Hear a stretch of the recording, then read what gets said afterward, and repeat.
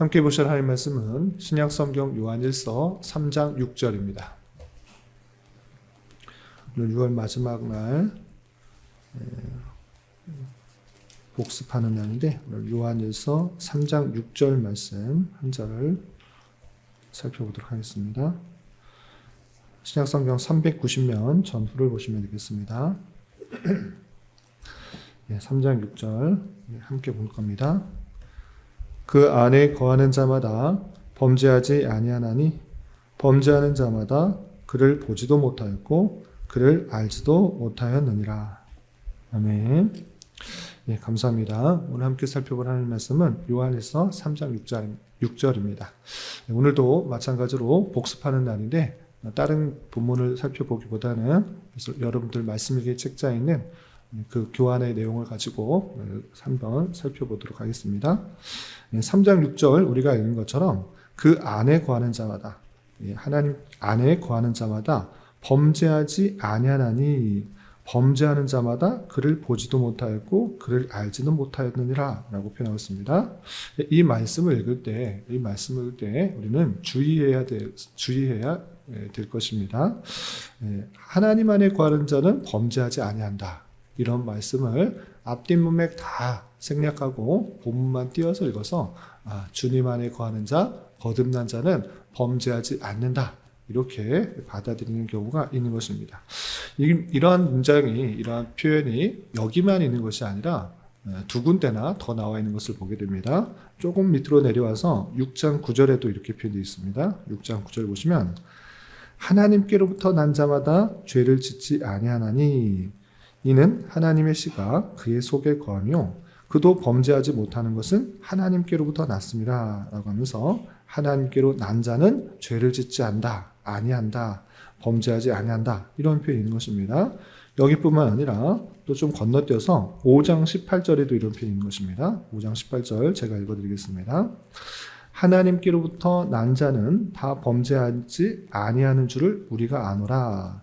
하나님께로부터 나신 자가 그를 지키심에 악한 자가 그를 만지지도 못하느니라 라고 표현하고 있습니다. 이렇게 세 번씩이나 거듭하여서 하나님께로부터 난 자, 그 안에 있는 자, 범죄하지 않는다. 범죄하는 자는 하나님을 보지도 못하고 알지도 못한 자고 하나님께 난 자, 하나님께서 함께 하시기 때문에 범죄하지 않는다. 이런 표현이 나타나는 것입니다. 한 번뿐만 아니라 세 번씩이나 이렇게 등장하기 때문에 이런 말씀을 듣고 우리는 교환에 나와 있는 것처럼 다양하게 반응하게 됩니다. 어떻게 반응하는가? 첫 번째, 기가 죽는 경우가 생깁니다. 하나님께로부터 난 자, 하나님께서 우리와 함께 한다고 그러면 결코 범죄하지 않는다고 했는데 내 모습을 볼 때 여전히 죄를 짓고 있는 모습을 발견하게 되는 것입니다. 그렇기 때문에 우리는 하나님께 난 자도 아니고 하나님께서 우리와 함께 하시지 않고 내가 하나님과 함께 있지 않는다. 우리는 가짜구나. 아직 거듭나지 않았구나. 이렇게 생각하는 경우가 생기는 것입니다. 이런 말씀이 거듭 나타날 때 나는 여전히 죄인이고 죄를 짓는 인생이기 때문에 나는 하나님께로부터 난 자가 아닌가? 하나님께서 나와 함께 하시지 않는가? 이렇게 기가 죽으며 반응하는 경우가 나타나는 것입니다. 반면에 반대적인 반응으로 나타나는 경우가 있습니다. 어떻게 되는가? 대단히 뻔뻔한 그런 경우인 것입니다. 신앙인이기 때문에 결코 죄를 범하지 않으며 신앙인이 하는 어떤 행위도 죄가 되지 않는다라고 강변하는 것입니다. 말씀에 비추어서 일상적인 경험을 그냥 간과해 버리는 경우인 것입니다. 이런 유의 해석은 주로 이단 내지 사교들의 교주 중심으로 일어나는 것입니다. 특별히 구원파와 같은 경우에서 내가 구원받았기 때문에 어떤 것도 죄가 되지 않는다. 이런 식으로 말하면서 나는 죄가 없고 나는 죄짓지 않는다. 이렇게 이 본문들을 오해하여서 생각하게 되는 것입니다. 그런 모습들이 이 말씀에 맞는 것인가? 이렇게 거듭난 자는 절대 죄를 짓지 않고 범죄하지 않는 그런 모습인가? 과연 그 말씀을 하고자 하는 것인가? 이것을 생각해 봐야 될 것입니다. 또 다른 경우에는 사람을 나누어서 생각하는 경우가 있는 것입니다. 즉 옛사람과 새사람을 나누어서 옛사람은 범죄하고 새사람은 범죄하지 않는다. 이렇게 표현한 것입니다.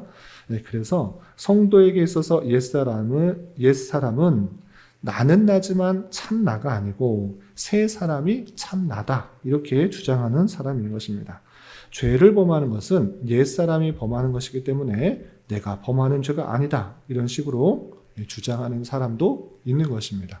그런데 그렇게 말하면 무슨 말을 하고 싶은지는 아는데 옛사람과 새사람은 다른 사람인가? 그럼 도대체 누가 죄를 짓고 누가 죄를 범하지 않는다는 얘기인가? 무슨 말을 하고자 하는 뜻은 알겠으나 실제 나를 분리시키는 특이한 모습으로 나타나게 되는 것입니다. 비슷한 경우로서 사람을 세분하여 말하는 경우도 있는 것입니다. 사람에게 중생한 영이 있어서 그것은 죄를 짓지 않는다 이렇게 말하는 것입니다. 중생한 자는 죄를 짓지 않는다. 봐라, 성경에 분명히 그 안에 거하는 자, 하나님께로부터 난 자는 죄를 짓지 않는다라고 말했기 때문에 중생한 사람은 절대 죄를 짓지 않는다 이렇게 표현하는 경우도 종종 보게 되는 것입니다.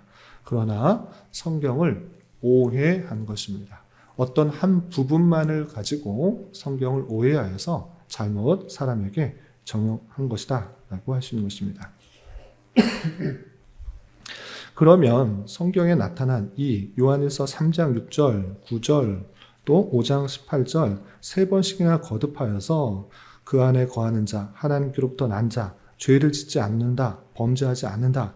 이 표현은 어떻게 적용해야 되는 것인가 라고 할 때 그것은 문맥을 좀 살펴보면 이해가 되지만 문맥을 살펴보지 않는다고 할지라도 헬라어 원어의 그 뜻을 아는 사람이라면 쉽게 이해가 될 수 있는 것입니다.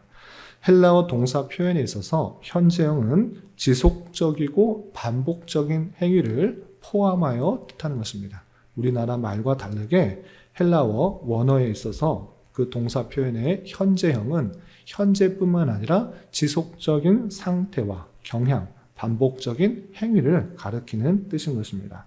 그러므로 그 안에 거하는 자마다 범죄하지 아니하나니 또는 하나님께로부터 난 자마다 죄를 짓지 아니하나니 라는 것은 절대 죄를 짓지 않는다 이런 말을 하고자 하는 것이 아니라 지속적이고 반복적이고 또 계속해서 회개하지 않고 또는 죄를 짓지 아니한다 이런 표현이 지속적으로 죄를 짓지 않는다 이렇게 생각하시면 되는 것입니다.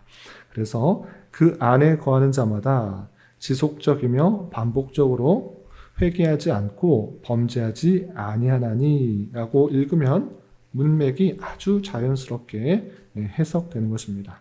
사도 요한이 말하고자 하는 자는 주님으로부터 은혜를 받아 거듭나고 또 그 안에 거하게 되면 그 사랑과 또 그 성령께서 그 마음과 생각을 주장하시기 때문에 죄를 지을 수 있으나 계속해서 지속적으로 죄 가운데 빠지지 않는다. 이것을 말하고자 한다라는 것을 확인할 수가 있는 것입니다.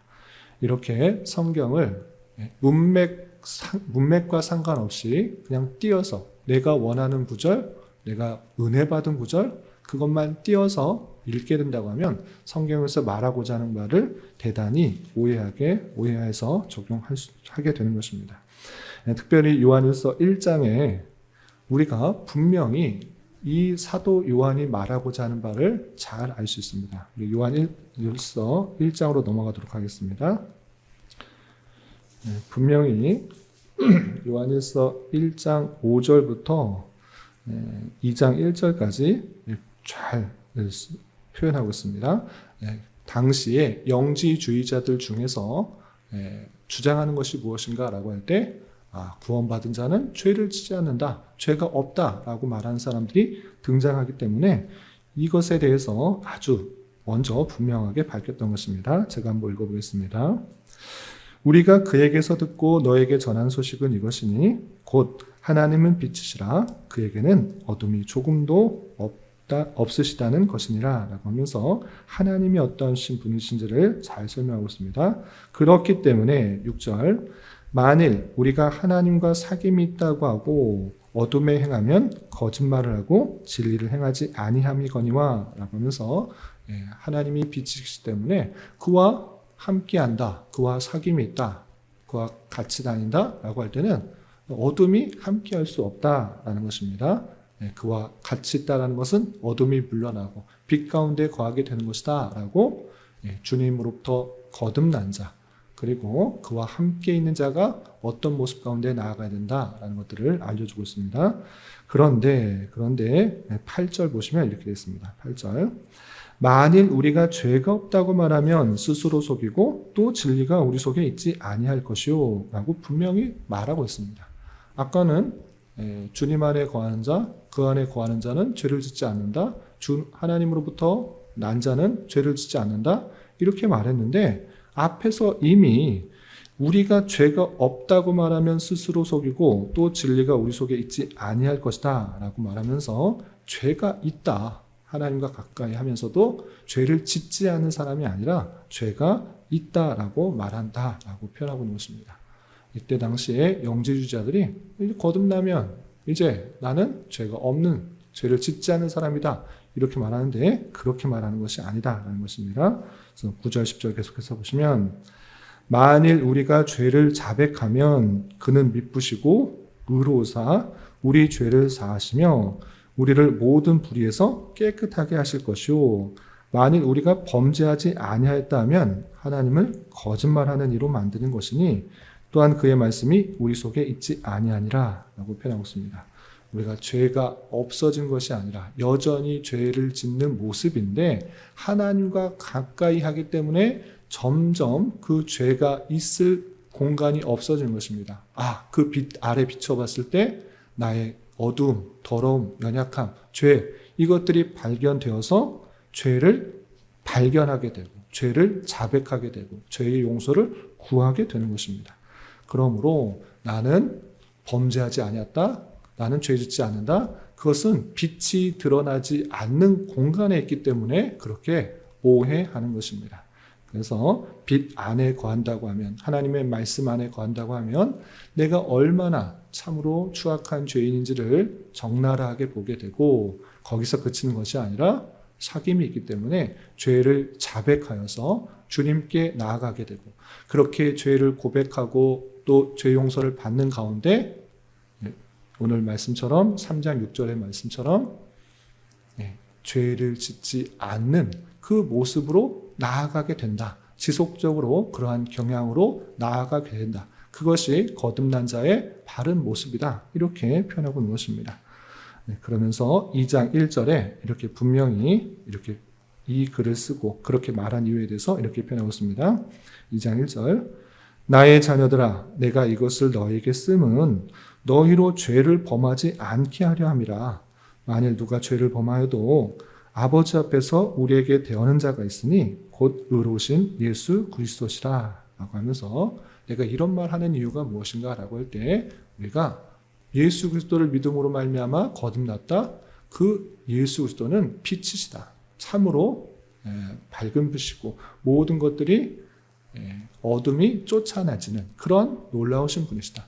우리가 그로부터 거듭났고 그와 사귐이 있다고 하면 그 앞에서 나의 더러운 것들이 다 보이기 때문에 그 앞에 고하라. 죄를 고하라. 하나하나 고하여서 그 모든 죄가 없어져서 죄를 반복적으로 지속적으로 행하는 그 경향을 없애버려라 라는 그런 말로 이해될 것입니다.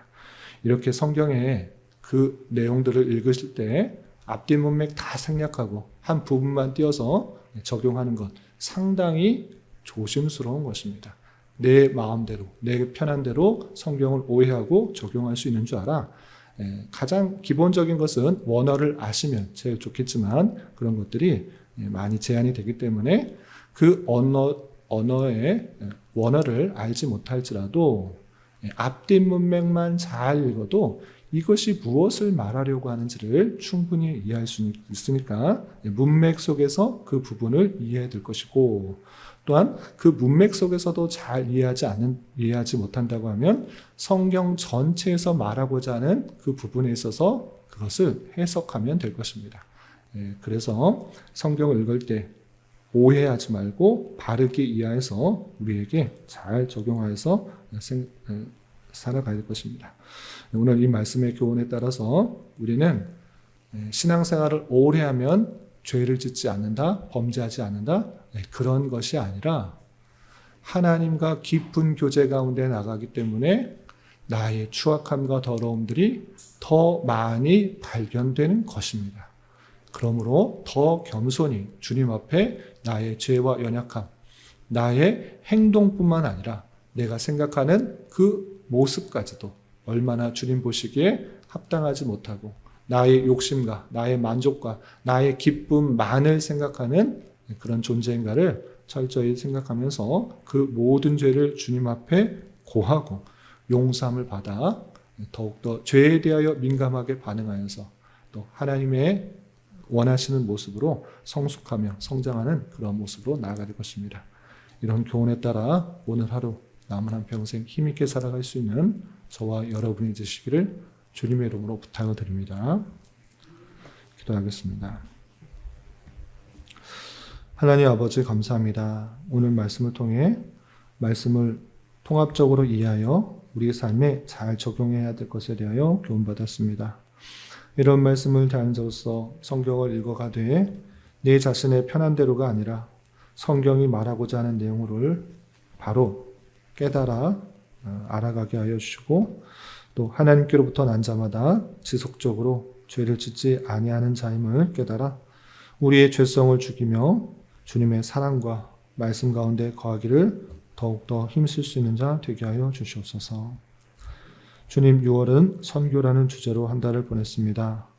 계속해서 주님의 선하심과 사랑들을 잘 깨닫고 주어진 자리에서 말과 행동으로 그리스도의 은혜와 사랑을 잘 전할 수 있는 자 되게 하여 주시며 해외에서 복음 전파의 사명을 감당하는 수많은 사역자들 위해 물심양면으로 후원할 수 있는 자 되게 하여 주시옵소서. 주님, 나라와 민족을 위하여 기도합니다.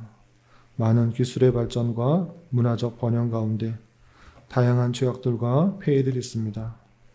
또한 정치적으로 부정과 부패, 불의와 타락이 있습니다. 주님, 긍휼히 여겨주시고 이 나라가 자유와 민주와 평화 속에 법과 질서가 온전히 지켜지고 땀의 가치가 더욱더 존중되며 공의와 정의가 선포되며 창조 질서가 유지되어 하나님의 주권과 공의, 영광과 능력이 온전히 선포되며 드러나는 나라 될 수 있도록 은혜를 내려 주시옵소서.